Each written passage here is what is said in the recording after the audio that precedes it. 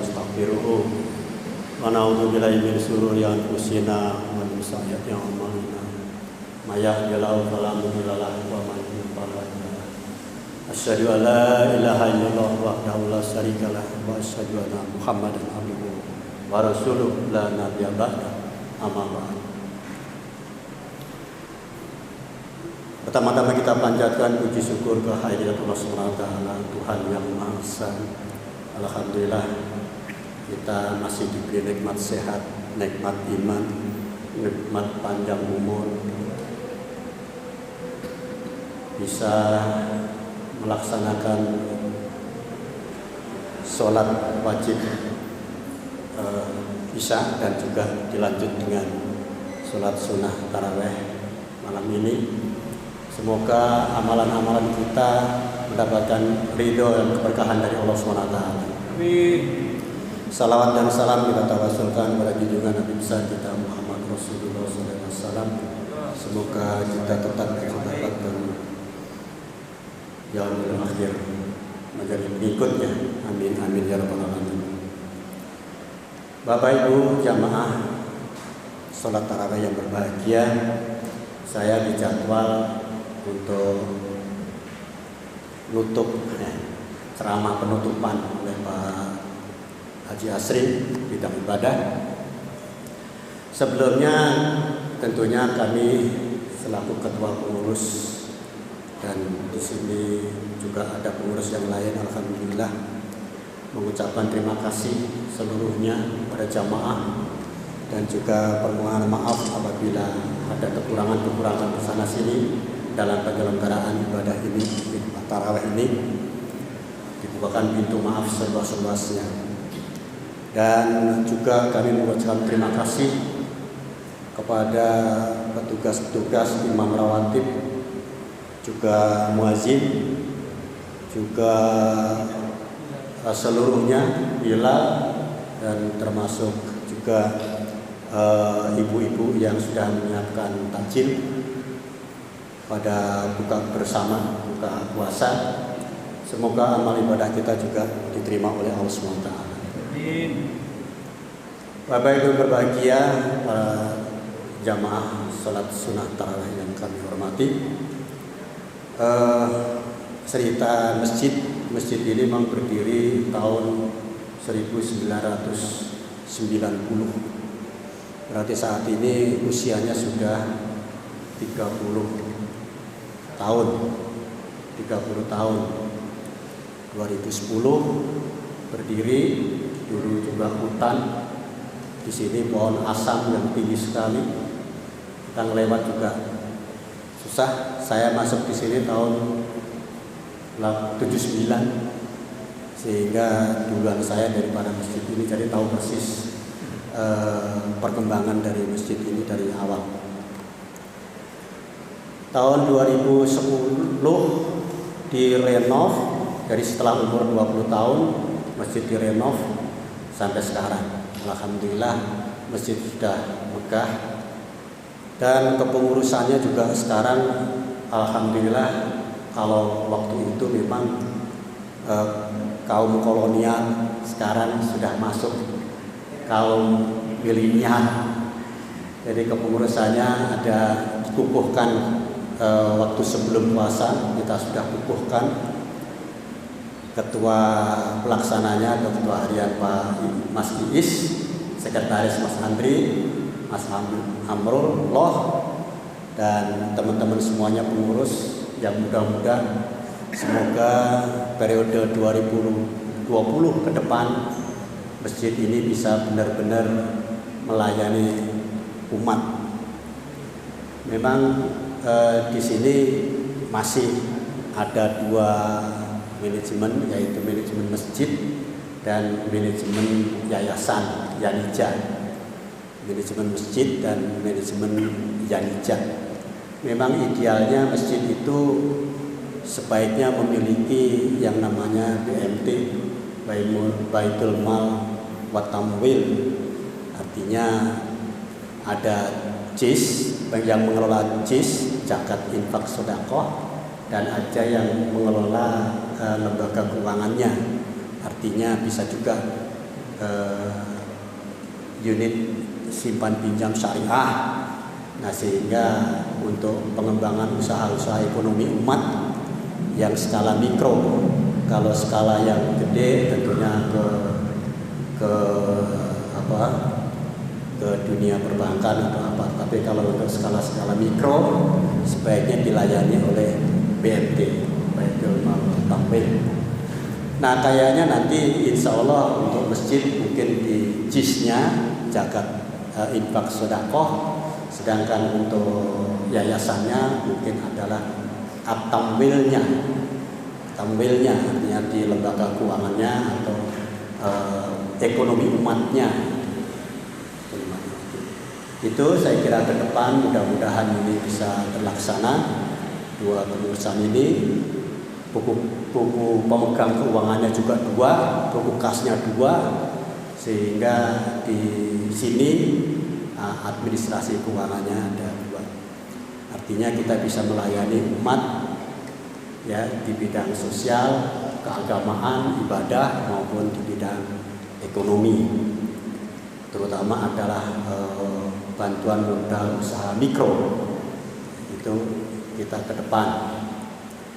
Baik Bapak Ibu sekalian, jamaah tarawih yang berbahagia, saya kultumnya tadi adalah informasi. Kultumnya temanya adalah lorong kehidupan atau tuntunan kehidupan. Tuntunan kehidupan itu di mana? Lorong kehidupan itu adanya di mana? Sebenarnya ada juga di surah Al-Fatihah. Di surah Al-Fatihah itu adalah tuntunan atau lorong kehidupan.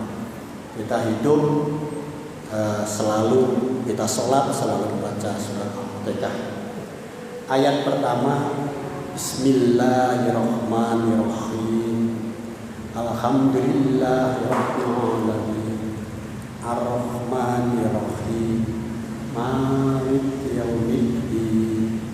Ayat 4 ayat ini adalah menjelaskan, membicarakan mengenai akidah.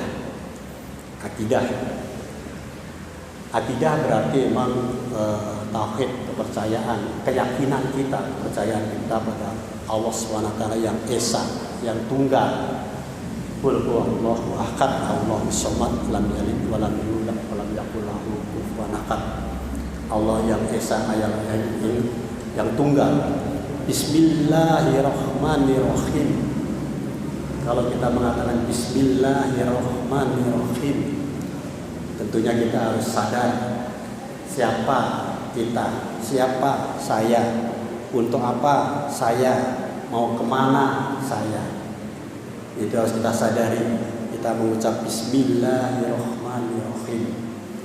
Artinya apa yang kita lakukan, apa yang kita kerjakan, apa profesi kita, itu adalah karena Allah SWT, karena Tuhan yang Maha Esa.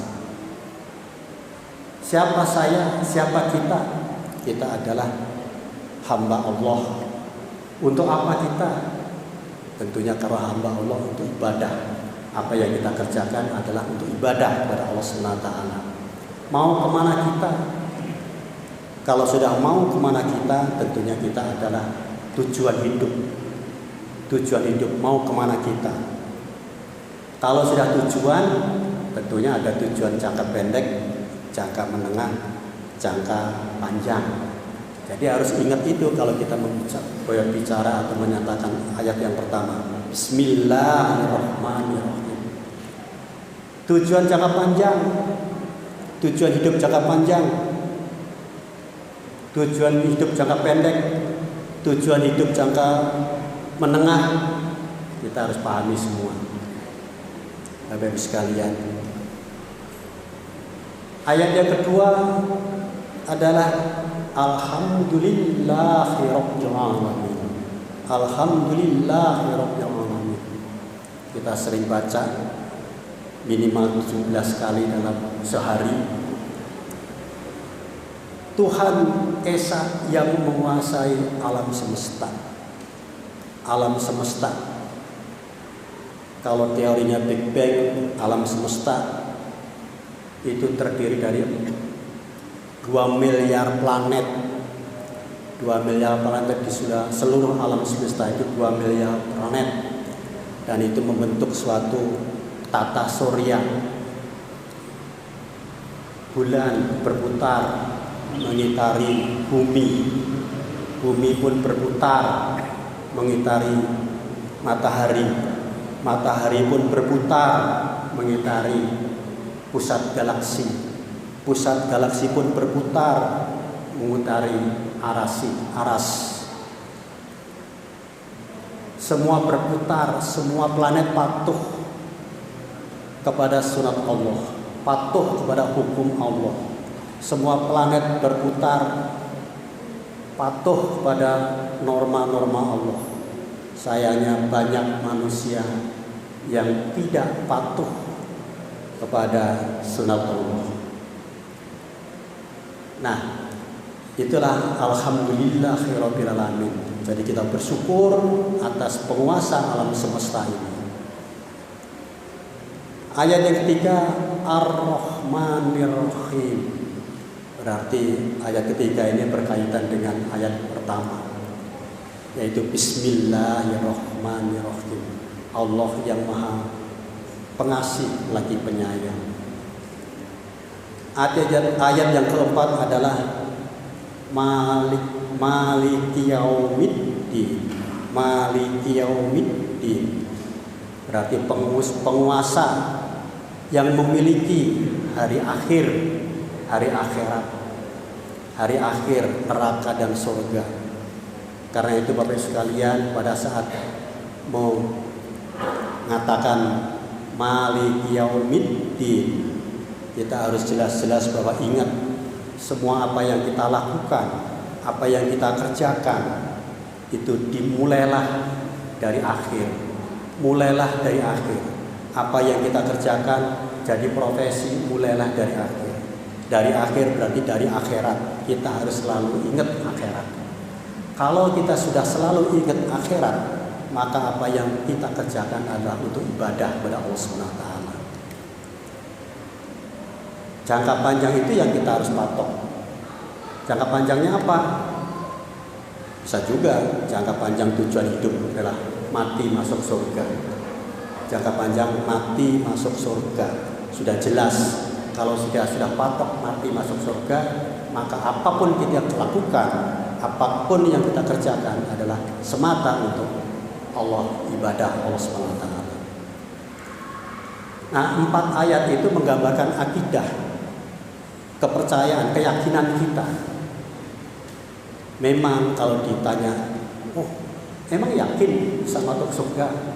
Ya Allah, saya tidak yakin, saya tidak layak masuk surga. Tetapi ya Allah, saya tidak mau masuk neraka. Sehingga tujuannya tetap kita adalah masuk surga. Karena meskipun tidak yakin, karena itu kita harus berikhtiar. Luruskan niat, perbanyak ikhtiar. Ini dalam rangka juga puasa ini adalah ikhtiar untuk kita menuju surganya Allah SWT. Ayat yang kelima adalah Iyyaka na'budu wa iyyaka nasta'in. Hanya Engkaulah kami menyembah dan hanya kepada Engkau minta pertolongan. Sehingga itu seolah-olah kita tidak minta pertolongan kepada di luar Allah SWT. Kita tidak menyembah di luar SWT. Ini adalah syariah, syarat kita harus kerjakan. Ayat yang ke-6 dan ke-7 adalah ihdinas siratal mustaqim. Ihdinas siratal mustaqim. Siratal ladzina an'amta 'alaihim ghairil maghdubi 'alaihim waladdallin. Itu menjelaskan, mencerminkan adanya adalah kedua ayat ini adalah mencerminkan akhlak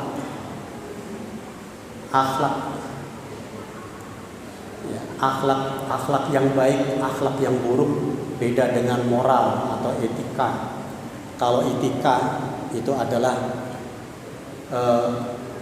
penilaiannya dari pola pikir, akal, pikiran. Moral penilaiannya dari adat istiadat. Kalau akhlak penilaiannya adalah dari agama. Akhlak baik dan akhlak buruk. Akhlak baik apa? Akhlak baik tentunya adalah contohnya saja jujur. Jujur itu adalah akhlak yang baik. Jujur itu apa? Jujur itu adalah apa yang kita rasakan, apa yang kita pikirkan, dan apa yang kita lakukan, kerjakan itu konsisten. Itu jujur. Apa yang kita rasakan, apa yang kita pikirkan, dan apa yang kita lakukan itu adalah konsisten. Itulah akhlak yang baik, adalah jujur. Yang kedua contohnya adalah akhlak tingkah laku yang terpuji. Itu juga akhlak yang baik. Contoh yang ketiga akhlak yang baik adalah murah hati, rasa malu. Itu juga contoh-contoh akhlak yang baik. Rasa malu, banyak sekarang ini orang yang tidak punya rasa malu, ditangkap KPK melambaikan tangan, ketawa-ketawa. Banyak orang yang hilang rasa malunya. Bapak Ibu sekalian, mudah-mudahan puasa ini juga kita menuju ke akhlak yang baik. Rendah hati itu juga akhlak yang baik. Artinya tidak merasa sombong, tidak merasa bahwa saya lebih dari mereka. Itu adalah rendah hati. Bisa juga murah hati, itu juga akhlak yang baik. Murah hati adalah suka memberi. Sabar itu juga akhlak yang baik.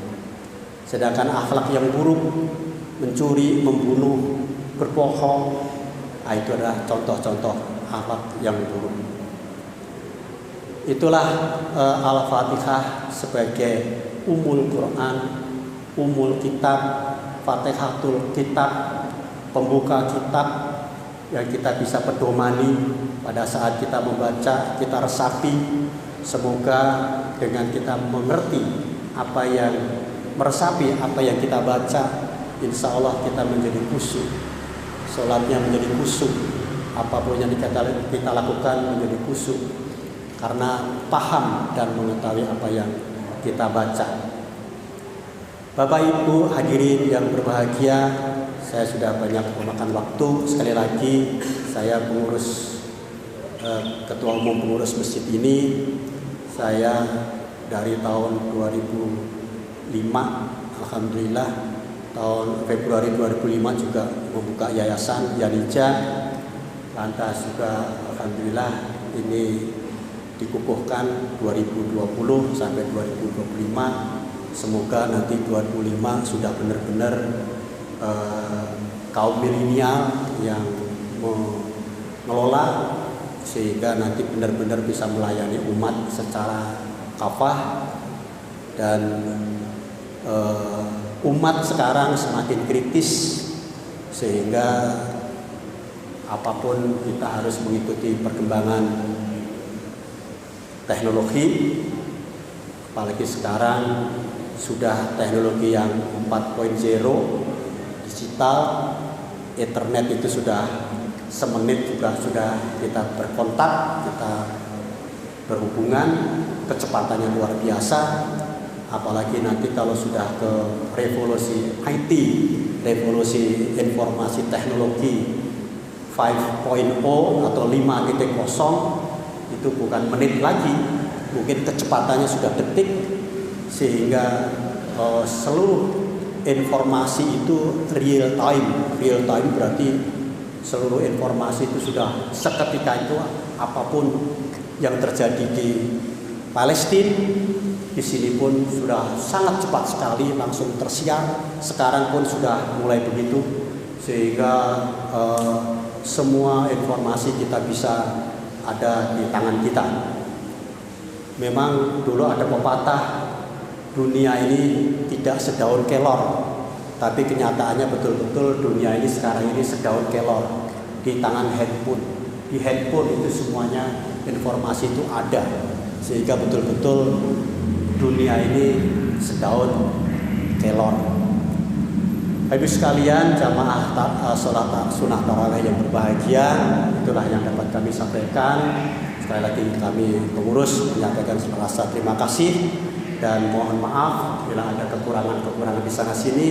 Semoga ibadah kita selesai dan tentunya nanti apakah bulan hari Rabu atau hari Kamis kita melaksanakan sholat Id dan besok kedatangan tamu tadi disampaikan oleh Pak Haji Asri, semoga kita bisa melayani dengan baik tamu kita dan rasa kita di Palestina akhir-akhir ini memang luar biasa. Polisi-polisi Israel begitu tadi sudah diceritakan oleh Pak Haji Asri. Mudah-mudahan kita bisa membantu rakyat Palestina. Terima kasih. Mohon maaf. Assalamualaikum warahmatullahi wabarakatuh.